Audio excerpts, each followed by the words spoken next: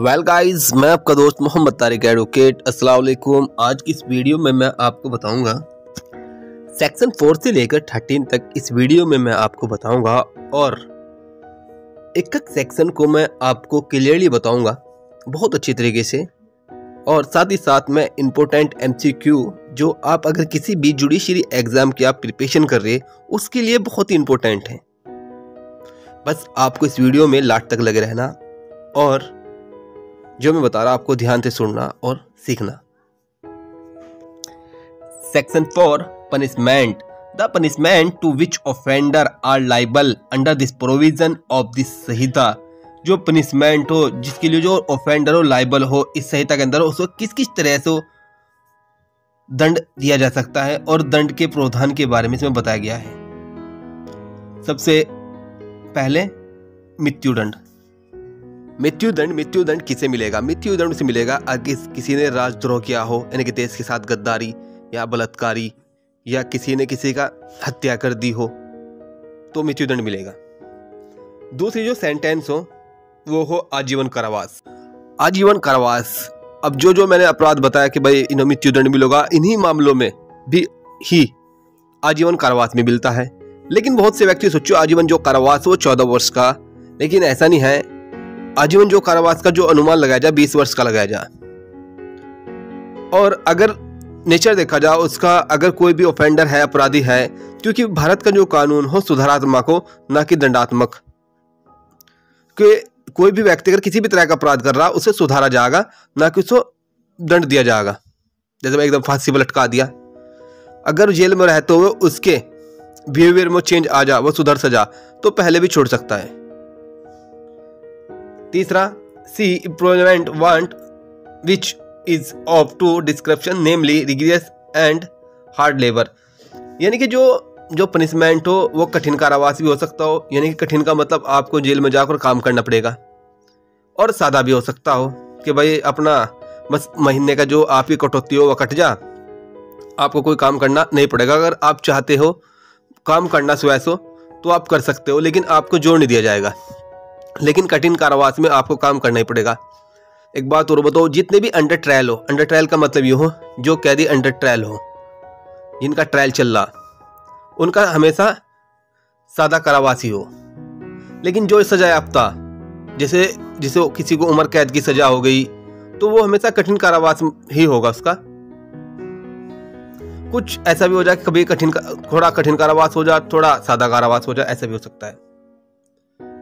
D for future of property, यानी कि इसकी संपत्ति को भी जब्त किया जा सकता हो जो भी ऑफेंडर है। ई मतलब फाइन, भाई जो पनिशमेंट हो खाली फाइन सो, यानी कि जुर्माना देना पड़ेगा बस। और एफ जो ये नया बढ़ाया गया कम्युनिटी सर्विस। कम्युनिटी सर्विस का मतलब ये हो अगर कोई ऑफेंडर, भाई उसको कम्युनिटी सर्विस का मतलब कोई ऑफेंडर को भाई आप फला आश्रम में जाको आपको 2 महीने तक सेवा करनी, या फला स्कूल में जाको आपको बच्चों को पढ़ाना पड़ेगा 2 महीने तक, या आपको सरकारी जो संपत्ति 3 महीने तक उसमें काम करना पड़ेगा। इस तरीके का ऑफेंडर जो हो ना कम्युनिटी सर्विस के अंडर आता हो। सेक्शन 5 बताती है कम्युनिकेशंस ऑफ सेंटेंस। इसका मतलब है दंडादेश का लघुकरण। कम्युनिकेशन का मतलब ये हो कम करना या बदलना। जैसे द अप्रोप्रिएट गवर्नमेंट में without the consent of offender. Appropriate का मतलब है राज्य सरकार भी हो सको, सेंट्रल गवर्नमेंट भी हो सको, बिना ऑफेंडर की सहमति के कम्यूट कर दे, कम कर सकती है। एनी पनिशमेंट, किसी भी पनिशमेंट को अंडर दिस संहिता टू एनी अदर पनिशमेंट, या बदल सकती हो दूसरे सेंटेंस में। Punishment in accordance with the section 474 of the Bharatiya Nagarik सुरक्षा संहिता 2023। इसका मतलब यही है कि इस संहिता के अंदर बिना एप्रोप्रिएट गवर्नमेंट, जो मैंने आपको बताया था सेंट्रल गवर्नमेंट हो या स्टेट गवर्नमेंट हो, जो उसको पनिशमेंट मिली हुई या तो उसको कम कर सकती हो या उसको बदल सकती हो। जैसे अगर किसी को मृत्यु दंड मिला हुआ तो वह बदला जा सकता हो कि हम आजीवन कारावास में। सेक्शन 474 भारतीय नागरिक सुरक्षा संहिता में यही बताया गया, जो एप्रोप्रिएट गवर्नमेंट मैंने आपको बता दिया, स्टेट गवर्नमेंट हो या सेंट्रल गवर्नमेंट हो, जैसे डेथ सेंटेंस मिली हुई, किसी को मृत्युदंड मिला हुआ, उसको आजीवन कारावास में बदला जा सकता है। और आजीवन कारावास को अगर लाइफ सेंटेंस मिली हुई उसको कम किया जा सकता हो, यानी कि 7 वर्ष से कम नहीं होने का, 7 वर्ष के और 14 वर्ष का हो या 7 वर्ष से 20 वर्ष का हो, लेकिन 7 वर्ष से कम नहीं होने का। उसके बाद अगर किसी को 7 साल की सजा मिली हुई, वह 3 वर्ष से कम नहीं होने की, 7 के और 3 के बीच से ऊपर होगी। अगर किसी को 7 वर्ष से कम सजा मिली हुई, उसको फाइन भी लगाया जा सकता हो, ठीक हो। और रिग्रेस जो है इम्प्रूवमेंट हो, रिग्रेस का मतलब अगर कठिन कारावास हो तो सादा कारावास में बदला जा सकता हो, बस इसका मतलब यही भाई। Section 6 fractions of term of punishment. दंडाविधियों की भिन्न in calculating fraction of term of punishment, यानी कि जो दंडों की जो भिन्न है, इसका जो दंड हो, improvement for life shall be record as equivalent to improvement for 20 years unless otherwise provided. इसमें यही बताया गया, यानी कि जो आजीवन कारावास हो वो 20 वर्ष का से कम नहीं होने का, क्योंकि हम लोग भाई बताओ कि बहुत से कि भाई 14 वर्ष का होता हो, ऐसा नहीं है। जो आजीवन कारावास हो वह कम से कम 20 वर्ष का हो सकेगा। लेकिन मैंने आपको पहले ही बताया कि अगर किसी अपराधी का नेचर अच्छा, उसने जेल में किसी भी तरह का कोई अपराध नहीं किया, तो उसे 14 साल में भी छोड़ा जा सको, 15 साल में भी छोड़ा जा सको। लेकिन अगर उसका नेचर अच्छा नहीं है तो उसके लिए कम से कम 20 वर्ष का होगा। और अगर वह जेल में रहते हुए किसी अन्य अपराधी को जान से मार देता है तो उसे फांसी भी दी जा सकती है। और यह जो 20 साल की सजा, यह मरते दम तक फिर उसे जेल में ही रहना पड़ेगा, जब तक कि वो मरने का नहीं। इस सेक्शन में बस यही बताया गया। सेक्शन 7 में यह बताया गया, सेंटेंस में be in case of improvement fully और पार्टी रिग्रेस और सिंपल्स। इसमें का मतलब ये हो कि जो सजा, यानी कि जो जज साहब सजा सुना रहे, या तो वो पूरी की पूरी कठिन कारावास हो या पूरा का पूरा सिंपल कारावास हो, या कुछ जैसे 3 महीने की सजा, भाई 15 दिन का जो कारावास हो वो कठिन कारावास कर दिया और 45 दिन का सादा कारावास कर दिया। तो ये डिपेंड करता हो मजिस्ट्रेट पर, जज पर, कि कैसा कारावास में देना चाह रहे हैं। बस इसका मतलब यही जो मैंने आपको बताया। Section 8 amount of fine liability in default of payment of fine etc। इसका मतलब ये हो, अगर किसी अपराधी के ऊपर जुर्माना लगाया था और उसने जुर्माने की रकम अदा ना की हो, तो तब ऐसी सिचुएशन में क्या होगा। Number 1, where no sum is expected to the which of fine may extend to amount of fine which are the offender is liable in unlimited but shall not execute। इसका मतलब ये हो कि अगर जुर्माने की जो रकम हो वह निश्चित नहीं है और BNS में भी कुछ नहीं दिया गया भाई कितना जुर्माना हो सकता हो और कितना जुर्माना लगेगी, तो ऐसी सिचुएशन में सबसे पहले जो देखी जाएगी, जो कोर्ट हो, मान्य कोर्ट की पावर देखी जाएगी। जैसे भाई जुडिशरी क्लास, यानी कि GM फर्स्ट की अलग पावर हो, कितना जुर्माना लगा सकती हो, ACGM की अलग पावर हो, CAGM की अलग हो, और भाई सेशन कोर्ट की अलग हो। बस हाई कोर्ट को तो खैर सारी पावर है ही। सबसे पहले तो ये देखा जाएगा कि वो जुर्माना जो भी उसका देखा जाएगा कि सबसे पहले उसका नेचर देखा जाएगा, किस तरह का उसने अपराध किया, और फिर कोर्ट की पावर देखी जाएगी। सब क्लोज 1 में तो ये देखा। Sub clause 2 every case of offence, यानी कि हर एक अपराध का जो देखा जाएगा, punishable with imprisonment as well as fine, अगर उसको दंड दिया गया प्लस जुर्माना लगाया गया, in which the offender is sentence to fine whether और विदाउट इम्प्रूवमेंट। इसका मतलब यही, यदि कोर्ट द्वारा भाई किसी के ऊपर कारावास प्लस जुर्माना लगाया गया या केवल जुर्माना लगाया गया, ठीक हो, अगर वह जुर्माना नहीं भरता है तो जुर्माना न भरने की दशा में उसका कारावास बढ़ाया जा सकता है। जैसे बी बता रखा, पनिशमेंट विच इम्प्रूवमेंट और फाइन, यानी कि जो पनिशमेंट मिला वो सजा मिली प्लस फाइन लगाया गया, और with fine only in which offender is sentence to fine, अगर वह भर देता है सेंटेंस उसको, तो खैर उसका जो सेंटेंस है वो कम हो जाएगी, यानी कि जो सजा कम हो जाएगी। अगर नहीं भरता तो उसको और ज्यादा सजा मिलेगी। इसके सब क्लोज 3 में देख लेते हैं। जैसे सब क्लोज 3 में the term of which court, बस मैं आपको हिंदी में बता रहा हूँ, इसमें बताया गया अगर किसी अभियुक्त के ऊपर कारावास प्लस जुर्माना लगाया गया, एग्जाम्पल के तौर पे जैसे भाई 2 साल की सजा मिली और 10,000 रुपये जुर्माना लगाया गया, तो ऐसी सिचुएशन में मैं 10,000 रुपये जो अपराधी जुर्माना यानी कि नहीं भरता हो, तो जैसे सो जो कारावास मिला 2 साल का, उसकी जो अवधि 1/4 से अधिक यानी कि 6 महीने से अगर वो 10,000 रुपये जमा नहीं करता कोर्ट के अंदर, यानी कि जितने भी सो टोटल जो कारावास मिला, जैसे 2 वर्ष का मिला, तो यानी कि जो 10,000 रुपये न भुगतने के कारण उसको जो सजा होगी यानी कि 1/4 से अधिक नहीं होने, 1/4 का मतलब यानी कि 6 महीने से उससे ज़्यादा सजा नहीं होगी। अगर जैसे वो उसे 6 महीने की सजा होगी, उसने क्या नाम हो जुर्माना नहीं भरा, और फिर बीच में 3 महीने के बाद उसकी सजा क्या होगी, वह आधे 10,000 रुपये या 5,000, जैसे 3 महीने की सजा उसने काट ली, 3 महीने रह गए, तो इसका मतलब उसके यानी कि जो 10,000 रुपये का फाइन था वो हाफ हो जाएगा, यानी कि 5,000 रह जाएगा। उसके बाद वो बंदा 5,000 रुपये भर दे, तो जो 3 महीने की जो सजा वह भी खत्म हो जाएगी। क्लोज 4 में दे रखा the imprisonment which the court impose in the default of payment, जब कोई कोर्ट जुर्माना लगाती हो डिफॉल्ट ऑफ पेमेंट यानी कि पेमेंट ऑफ फाइन और नो डिफॉल्ट और कम्युनिटी सर्विस में भी of a description to which the offender might have been sentenced for the offense, यानी कि अगर वो जुर्माना नहीं देता तो उसे किस तरह की सजा दी जा सकती हो। भाई साधारण कारावास भी मिल सको, कठिन कारावास भी मिल सको, और उसे सामाजिक सेवा में भी लगाया जा सकता हो। सब क्लोज 5 में बताया गया कि अगर किसी अपराधी के ऊपर जो जुर्माना सिर्फ 5,000 रुपये तक का है, तो उसे जो सजा 2 माह से ज़्यादा की नहीं हो सकती, यानी कि सो अगर 5,000 रुपये तक के जुर्माना लगाएगा 2 माह से ज़्यादा की सजा नहीं होने की। और अगर जुर्माना 10,000 रुपये का, तो उसे जो सजा वो 4 महीने से ज़्यादा की नहीं हो सकती। और इसके सी में जो बताया गया 1 year in any other case, यानी कि अगर कोई और भी केस है ना, किसी भी तरह का अगर केस है, तो ज़्यादा ज़्यादा जो होगा 1 साल से ज़्यादा की नहीं होगी। Section 9 limit of punishment of offence made up of several persons, यानी कि कई अपराधों से मिलकर बने अपराधों के लिए दंड की अवधि कितनी होगी।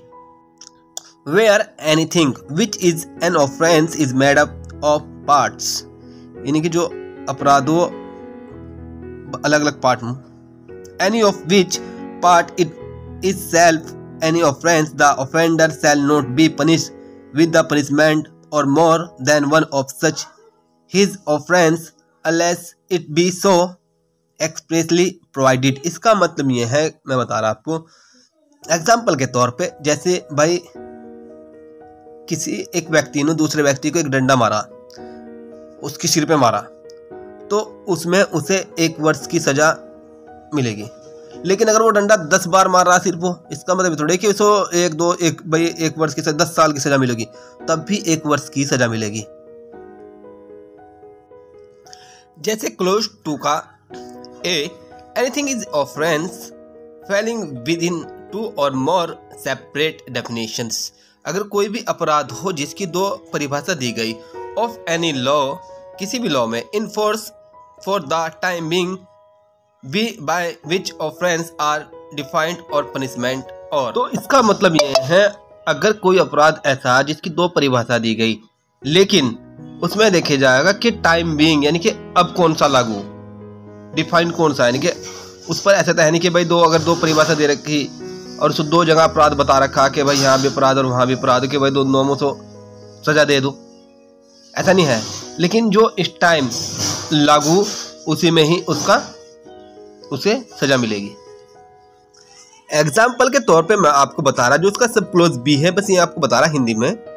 जैसे एक व्यक्ति कै नाम का व्यक्ति, वह यह को पीट रहा हो, फिर जो तीसरा व्यक्ति आ जा मैं नाम का, वो जैसे हस्तक्षेप करता है, उनको छुड़ाना आ जा, भाई क्यों आपस में लड़ रहे, क्यों झगड़ रहे, क्यों सब पीट रहा, कै को हो या को। उसके बाद जो कै हो वो मैप जान पूछ को स्वेच्छा सो मैप हुए अपना डंडे से मारपीट शुरू कर दे मैं के साथ भी। अब उसके बाद मैप पर किया गया पहाड़ उस कार्य का भाग नहीं है कि जो वो यह को पीट रहा था, उसने जो स्वेच्छा सो मैप पर भी लाठी डंडे बरसाए, तो उसके लिए जो कै का जो पहाड़ों मैप पर दूसरा दंड के में दंडनीय है। पहले तो वो यह को पीट रहा था, अब फिर मैं को पिटने लगा, तो तो यह का अलग मैटर हो और मैं का अलग मैटर, इसमें बस यही बताया गया। Section number 10, punishment of person guilty of one of several offense, judgment starting that it is doubtful of which, यानी कि कई अपराधों में से एक के दोषी व्यक्ति के लिए दंड, जबकि निर्णय में यह कथित है कि संदेह है कि वह किस अपराध का दोषी है। एग्जाम्पल के माध्यम से मैं आपको बताता हूँ, जैसे कि आपने 498 आईपीसी जो पुरानी थी बीएनएस में चेंज हो गई, उसके बारे में सुना होगा कि लड़की को दहेज के लिए तगवा परेशान करना। ऐसी सिचुएशन में अब जो लड़का, उसको क्या सजा मिलेगी, जो उसके माँ बाप से क्या सजा मिलेगी, जो उसकी ननदों से क्या सजा मिलेगी, अगर वह सारे मिलकर उसे परेशान कर रहे। ऐसी सिचुएशन में कोर्ट को भी डाउट हो कि भाई किसने दहेज मांगा, हालांकि जो जो बता रहे किसने नहीं मांगा, क्या मसला। अब ऐसा थोड़ा ही कि भाई सबने दहेज मांग लिया, क्या किसी ठीक हो। तो जैसे लड़के को तो भाई क्या में परेशान दंड मिला कि हाँ उसने भाई दहेज की मांग करी, मोटरसाइकिल मांगी या कार मांगी, कुछ भी मांगी, लेकिन उसके माँ बाप थे उन्होंने क्या करा कि लड़की को तंग व परेशान करी, अपने घर में उसको तरह तरह के ताने दिए। तो ऐसे में जो कोर्ट हो वो भी अब मतलब संदेह में कि आखिर कैसा कौन सी पनिशमेंट दी जाए इन्हों अलग अलग, ऐसा तो नहीं कि सबको एक ही पनिशमेंट मिलेगी, सबको एक ही दंड मिलेगा। तो ऐसी सिचुएशन में जो भी सजा जिसमें भी प्रावधान में कम होगी तो माननीय कोर्ट कम सजा वाला ही आदेश पारित करेगी, यानी कि भाई ज़्यादा आदेश भाई ज़्यादा सजा वाला आदेश पारित करेगी, कम सजा वाला ही करेगी। बस इसका मतलब यही कि जहाँ कोर्ट को भी डाउट लग रहा है कि किसने मतलब क्या अपराध किया, उसको कौन सी सजा मिलनी चाहिए, ठीक हो, बस इसका मतलब यही। सेक्शन नंबर 11 में बताया गया सोलिटरी कन्फाइनमेंट। सोलिटरी कन्फाइनमेंट का मतलब भाई एकांत परिरोध, यानी कि आपने अंधेरी काल कोठरी देखी होगी, नाम सुना होगा बहुत सी फिल्मों में, अगर भाई इसको काल कोठरी में डाल रखा, इसका मतलब यही। जैसे solitary confinement, whenever any person is convicted of an offense for the under this Sahita, the court has power to sentence him to rigorous imprisonment. The court may be its sentence order that the offenders shall be kept in solitary confinement for any portions or portions of the imprisonment to which he is sentenced, not exceeding 3 months in the whole, according to the following scale, namely। इसका मतलब ये, जब कोई व्यक्ति ऐसा अपराध करता है ने के लिए दोषी ठहराया जाता है जिसके लिए न्यायालय को इस संहिता के अधीन उसे कठिन कारावास से दंडित करने की शक्ति है।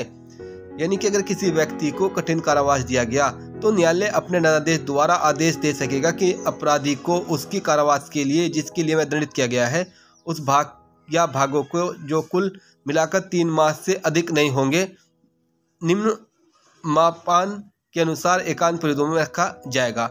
इसका मतलब यही, जैसे कि जैसे क्लोज ए में दे रखा a time not exceeding 1 month if the term of imprisonment shall not exceeding 6 month। इसका मतलब यही कि यदि कारावास की अवधि 6 मास से अधिक नहीं है, यानी कि जो उसको कारावास दिया गया, कठिन कारावास दिया गया, का ध्यान रखना, कठिन कारावास दिया गया, उसकी जो अवधि 6 महीने से अधिक नहीं है तो उसे 1 मास के लिए ही अधिक से अधिक एकांत परिरोध मिलेगा। यानी कि अगर उसको 6 महीने से ज़्यादा की सजा नहीं है, कठिन कारावास नहीं है, तो ज़्यादा से ज़्यादा वो सिर्फ 1 महीने तक ही रखा जा सकूँ। और अगर अवधि 1 वर्ष से अधिक ना हो तो फिर 2 महीने हो गए, और अगर वही अवधि 2 वर्ष की तो फिर 4 महीने से ज़्यादा नहीं होने का। बस इसका मतलब यही, अगर 1 वर्ष की फिर 3 महीने से ज़्यादा नहीं। Section number 12, limit of solitary confinement, आपको हिंदी में बता रहा है। इसका मतलब ये है कि एक बार में किसी भी कोई भी कितना बड़ा अपराधी उसे 14 दिन से अधिक काल कोठरी में नहीं डाला जाएगा, ठीक हो। यानी कि भाई अगर किसी को सजा मिल गई 6 महीने की तो उसको 1 महीने तक भाई उसको ठाक काल कोठरी में डाल दिया, ऐसा नहीं है कि उसको एक बार में सिर्फ 14 दिन तक ही रख सकते हो, वो भी ढेर गंभीर, उसमें जब कठिन कारावास मिलेगा। और अगर कठिन कारावास यानी कि जो सोलिटरी कन्फाइनमेंट हो उसको 3 महीने की सज़ा मिली अधिक से अधिक, तो ऐसी स्थिति में उसको 7 दिन से अधिक नहीं रखा जाने का। बस इसका मतलब यही जो मैंने आपको बताया। Section number 13, enhanced punishment for certain offence after previous convictions. इसका मतलब ये पूर्व सिद्धित के पश्चात कतिपय अपराधों के लिए वर्णित दंड। अपनी भाषा में बताऊँ, यदि किसी व्यक्ति ने कोई व्यक्ति पहले किसी अपराध के लिए माननीय कोर्ट द्वारा दोषी सिद्ध हो चुका है और फिर वही व्यक्ति दोबारा से वही अपराध करता है, तो ऐसी स्थिति में जो माननीय न्यायालय जैसे उस व्यक्ति को पहले 3 साल की सजा में का दोषी सिद्ध ठहराया था, उसके बाद वो वैसे ही ठीक फिर दोबारा अपराध करता है, तो इस बार उसका जो कारावास होगा 3 वर्ष से अगर अधिक का उसने पहले किया था, तो यह कारावास की अवधि 10 वर्ष तक की हो सकती हो और यह आजीवन कारावास तक हो सकती हो बढ़ाकर। खैर, इसके अब MCQ देख लेते हैं। इंशाल्लाह आप वीडियो तक लास्ट तक लग रहे हैं। मैं आपको इम्पोर्टेंट MCQ बताता हूँ। क्वेश्चन नंबर 1, जैसे कि BNS की धारा 4 में कितने प्रकार का दंड का प्रावधान है?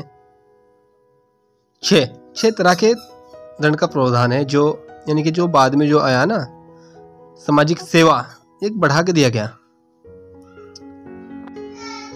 क्वेश्चन नंबर 2, BNS के तहत निम्नलिखित में से कौन सा दंड नहीं दिया जा सकता? C, आजीवन निर्वासन। जैसे आपने काली पानी की सजा देखी होगी, वो आजीवन निर्वासन नहीं था कि भाई छोड़ दिया अंडमान निकोबार आदि पंजाब काले मोती, मतलब वहाँ से इनको काम कराया जाता बस, यानी कि आजीवन के लिए निर्वास कर दिया, कहीं और भेज दिया। इसका मतलब यही। क्वेश्चन नंबर 3, BNS के तहत दिए जाने वाले विभिन्न प्रकार के दंड क्या है? B, मृत्यु, आजीवन कारावास, 1 वर्ष से अवधि का कारावास, संपत्ति की जब्ती, जुर्माना या सामुदायिक सेवा। Answer B. क्वेश्चन नंबर 4, मृत्यु दंडादेश विरल से विरलतम मामला में ही दिया जाना चाहिए, यह अवधारित किया गया। TB बथी सवरन बनाम तमिलनाडु राज्य में के मामले में बताया था। क्वेश्चन नंबर 5, BNS की निम्नलिखित में से किस धारा के तहत अपराधी की सम्मति के बिना किसी भी दंडादेश का लघुकरण किया जा सकता है? सेक्शन नंबर बी, धारा 5। क्वेश्चन नंबर 6, दंडादेश का लघुकरण कौन कर सकता है? आंसर सी, समुचित सरकार। क्वेश्चन नंबर 7, समुचित सरकार किसी अभियुक्त व्यक्ति की मृत्यु दंडादेश को किसी अन्य देश में परिवर्तित कर सकती है? आंसर डी, उपरोक्त में से कोई नहीं। क्वेश्चन नंबर 8, दंडाविधियों के बिनों की गणना में BNS की धारा 6 निर्धारित करती है किसी आजीवन कारावास को कारावास के बराबर माना जाएगा। आंसर सी, 20 वर्ष। क्वेश्चन नंबर 9, BNS की कौन सी धारा यह प्रावधान करती है कि दंडादेश पूर्ण या आंशिक रूप से कठोर या सादा हो सकता है? सेक्शन नंबर सी, धारा 7। क्वेश्चन नंबर 10, जहां ऐसी कोई राशि अभिव्यक्त नहीं की गई कि कितना जुर्माना हो सकेगा, वह अपराधी जिस जुर्माने की रकम का दायी है। आंसर डी, असीमित लेकिन अत्यधिक नहीं होगी। मैंने आपको बताया था कि कोर्ट पर डिपेंड करेगी, कोर्ट की कौन सी कोर्ट हो। क्वेश्चन नंबर 11, BNS की धारा 8(3) के तहत जुर्माना देने में व्युत्क्रम की दशा में कारावास का दंड सीमित होगा। आंसर बी, अपराध के लिए निर्धारित कारावास की अधिकतम अवधि का 1/4। क्वेश्चन नंबर 12, जहां कोई अपराध कारावास के साथ साथ जुर्माने से भी दंडनीय है, जुर्माने का व्यतिक्रम करने पर न्यायालय अपराधी को कारावास की अवधि से अधिक नहीं होगा। आंसर डी, कारावास की अवधि का 1/4 जो अपराध के लिए निर्धारित अधिकतम अवधि है। क्वेश्चन नंबर 13, BNS की धारा 8(5) के तहत यदि अपराध जुर्माना या सामुदायिक सेवा से दंडनीय है, तो जुर्माने का व्युत्क्रम करने पर या सामुदायिक सेवा का व्युत्क्रम करने पर न्यायालय जो कारावास लगाएगा वह होगा ए, केवल सादा कारावास। क्वेश्चन नंबर 14, यदि अपराध जुर्माना या सामुदायिक सेवा से दंडनीय है तो जुर्माने के व्यतिक्रम करने पर सामुदायिक सेवा का व्यतिक्रम करने पर न्यायालय जो कारावास लगाती है वह अधिक नहीं होगा। डी उपरोक्त सभी। क्वेश्चन नंबर 15, बीएनएस की धारा 87 के तहत जुर्माना या उसका कोई भी भाग जिसका सदाई न करके विरोध किया गया है दंडादेश के भीतर किसी भी समय आरोपित किया जा सकता है। आंसर बी 5 वर्ष। क्वेश्चन नंबर 16, बीएनएस की कौन सी धारा कई अपराधों से मिलकर बने अपराध के लिए दंड की अवधि का प्रावधान करती है? Answer B. Question number 17, BNS की धारा 10 के तहत उन मामलों में जिनमें यह निर्णय दिया जाता है कि कोई व्यक्ति उस निर्णय से विनिर्दिष्ट कई अपराधों में से एक अपराध का दोषी है किंतु यह संदेह है कि वह उन अपराधों में से किस अपराध का दोषी है। यदि वही दंड सब अपराधों के लिए उपबंधित नहीं है तो वह अपराधी उस अपराध के लिए दंडित किया जाएगा। ए सबसे कम, जो भी सबसे कम होगा। क्वेश्चन नंबर 18, बीएनएस के तहत निम्नलिखित में से कौन सी धारा एकांत प्रतिरोध का प्रावधान करती है? Answer C. Question number 19, BNS की धारा 11 के एकांत प्रतिरोध की अवधि अधिकतम सीमा का प्रावधान? आंसर 3 माह। क्वेश्चन नंबर 20, यदि किसी अपराध को 1 वर्ष से अधिक अवधि के लिए कारावास का दंडादेश दिया जाता है तो एकांत प्रतिरोध की अवधि अधिक नहीं होगी। सी 3 माह से।